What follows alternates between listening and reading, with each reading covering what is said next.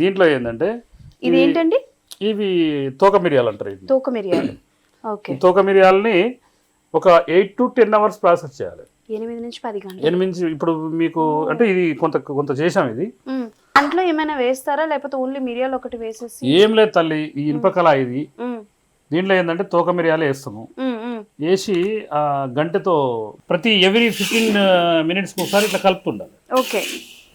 ఇది వైట్ వస్తుంది కదమ్మా, ఈ వైట్ అనేది బాగా ఇది ఇట్లా వేయించుతుంటే తెల్లగా అవుతుంది అనమాట.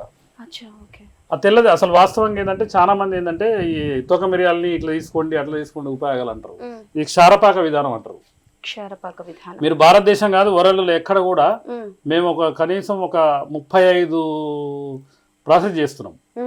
అంటే మనం ఇప్పుడు చేసేదైతే మీకు చూపెట్టేదైతే ఇది కిడ్నీకి తోక మిరియాలు ఒకటి, ఇంకో చిల్ల గింజలు ఉంటాయి. ఇదేమో వేపాకు, ఇది అందరికి తెలిసిందే.